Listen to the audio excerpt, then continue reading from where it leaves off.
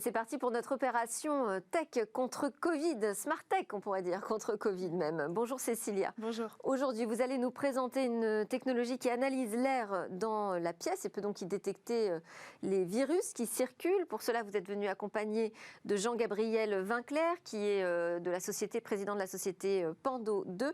Mais d'abord, expliquez-nous, Cécilia, pourquoi cette innovation a retenu votre attention? Alors parce que c'est une solution, vous l'avez dit, qui mesure en temps réel et on continue la contagiosité d'un espace intérieur au Covid-19, mais pas seulement.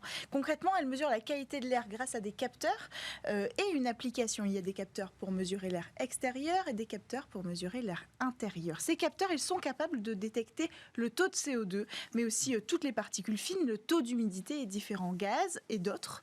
20 paramètres sont mesurables en réalité. Toutes ces données, elles permettent un bilan en temps réel de la qualité de l'air dans une pièce et toutes ces informations détaillées sont transmises via une application. Alors il y a une alerte pour chaque paramètre mesuré qui dépasserait le taux recommandé. Donc dès qu'en fonction du taux qui arrive dans la pièce, on a une petite alerte qui nous dit voilà où on en est à l'heure actuelle. Et ces solutions sont proposées en même temps que les alertes sont annoncées. L'application est capable de dire en fonction du taux de CO2, de celui de telle ou telle particule, du flux d'air qui entre, s'il faut aérer la pièce par exemple. Ouvrir la porte plutôt que la fenêtre en fonction du courant d'air qu'il faut générer pour éviter d'augmenter le taux de telle ou telle particule, réguler le chauffage, tous ces détails qui peuvent avoir un impact en fait, une incidence sur le temps de survie d'un virus et du Covid-19 sur les surfaces. Et est-ce que ça veut dire qu'il faut installer un capteur dans chaque pièce? Oui, dans chaque pièce d'un bâtiment, d'un bureau ou d'une école, par exemple.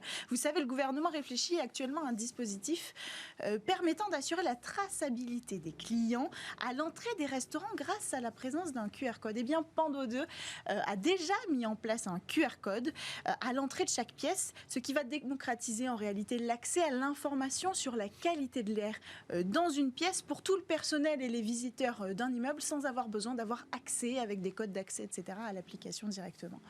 Et comment l'application, votre technologie, comment détecte-t-elle le virus Covid-19? Grâce au taux de CO2. C'est ce qu'on a découvert récemment. C'est pour ça que tout le monde se geste un peu sur les capteurs de CO2 aujourd'hui. Alors donc, vous l'avez dit, on a avec nous Jean-Gabriel Vinclair à l'origine de cette solution. Bonjour. Bonjour. Alors vous avez choisi de prendre à bras-le-corps le sujet de la qualité de l'air avant la crise sanitaire, il faut bien le préciser. Un sujet qui était assez ignoré jusqu'à aujourd'hui, jusqu'à ce qu'on réalise qu'en étudiant le CO2, on pouvait avoir un indice sur la présence du virus Covid-19. Alors pourquoi, on a réalisé si tard l'intérêt du taux de CO2 par rapport au Covid-19 et pourquoi, on ne met pas des capteurs partout? Bonjour, merci pour l'invitation. C'est effectivement une excellente question.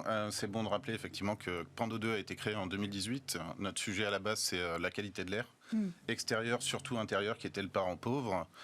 Maintenant, pour répondre à votre question, il y a eu beaucoup de discussions, d'échanges avec les scientifiques notamment, sur le caractère aéroporté ou pas du virus. On savait que les précédents virus, ses cousins, étaient bien aéroportés, donc du coup, beaucoup d'hésitation. Et aujourd'hui, il est maintenant à peu près reconnu, et notamment en raison des consignes d'aération, qui sont des gestes barrières à part entière, que ce virus se transmet bien par aérosol notamment.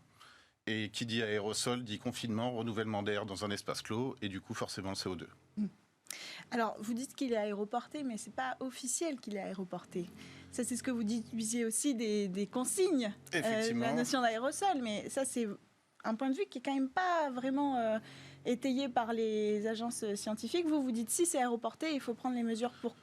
Au moins, ce qu'on peut considérer, et si on part d'un principe de bon sens qui est un principe de précaution, si le gouvernement nous recommande d'ouvrir et de ventiler la pièce 10 minutes par jour, 3 fois par jour, c'est qu'on considère qu'il y a certainement un risque de transmission par aérosol.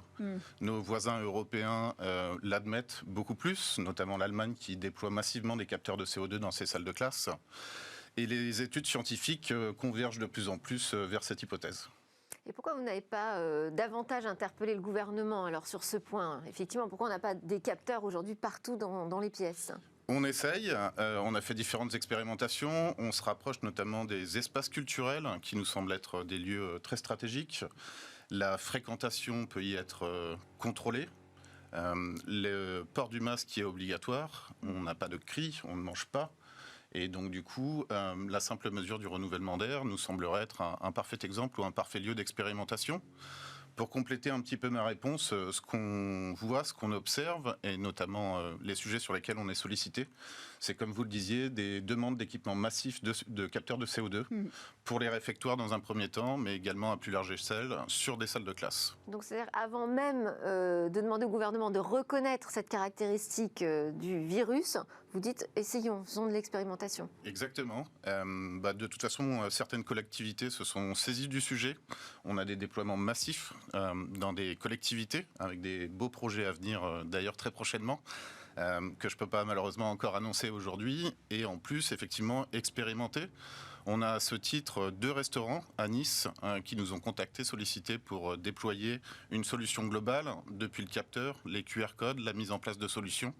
Et je pense qu'effectivement, il faut arrêter d'être passif dans cette crise sanitaire qui s'éternise un petit peu, et ce genre d'initiative pourrait être intéressante. Mais alors, pourquoi vous pensez, est-ce que vous pensez qu'on n'a pas assez confiance en l'innovation française? Parce que vous l'avez dit, en Allemagne, on a déployé beaucoup plus tôt des solutions en rapport avec cette technologie des capteurs. Alors pourquoi en France, ça fait déjà un an qu'on est confiné? Assez culturel. Le premier confinement, on a tous été un petit peu surpris, et notamment les pays occidentaux, qui n'avaient pas l'habitude de ce genre de maladies et de virus respiratoires. Mais les entreprises ont envie de développer des technologies, pourtant elles ne sont pas beaucoup déployées. Tout à fait. On tombe un petit peu dans l'attentisme. Il y a l'INRS qui a sorti une très belle étude, notamment qui met en garde sur les moyens de traitement, purification de l'air. Je pense qu'il faut qu'on s'appuie là-dessus, qu'on soit beaucoup plus pragmatique et qu'on expérimente. Et on est tout à fait disposés, nous, à ouvrir complètement nos bases de données à des scientifiques, à n'importe quel père qui voudrait venir étudier l'expérimentation. Et alors vous avez parlé de QR code, ça permet quoi? Un suivi de la contagion, c'est ça? On peut voir peut-être votre appareil, vous pouvez nous le montrer? Effectivement, ce qu'on propose, c'est d'installer et de déployer ce type de capteur ou d'autres. On a été le premier à pouvoir décloisonner l'univers du microcapteur. C'est-à-dire qu'on est capable de proposer une supervision sur mesure avec n'importe quel capteur du marché. Les déployer, les paramètres de base en dessous desquels on ne travaille pas, c'est température, humidité relative et CO2. La température et l'humidité relative ont un impact avéré sur la durée de vie du virus, en surface ou en aérosol. Et comme vous le disiez très justement, le CO2 nous donne une indication de présence. On arrive à en dériver la densité d'occupation et le taux de renouvellement d'air.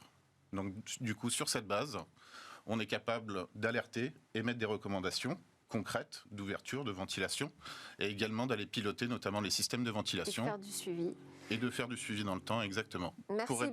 Le QR code, excusez-moi. Alors très vite. Oui, ça permet d'ouvrir l'application sans être connecté, sans avoir à créer de compte, et donc du coup de donner accès à n'importe qui, dans un musée, dans un restaurant, à la qualité de l'air en temps réel de l'établissement. Merci beaucoup Jean-Gabriel Vinclair, président et cofondateur de Pando 2. Merci à Cécilia Sévry pour cette nouvelle tech contre Covid. Merci à tous de nous avoir suivis. Aujourd'hui, on a beaucoup parlé des enjeux de cette société numérique. À suivre, vous allez découvrir des entreprises du numérique qui viennent pitcher dans le lab. Moi, je vous retrouve demain pour de nouvelles discussions sur la tech.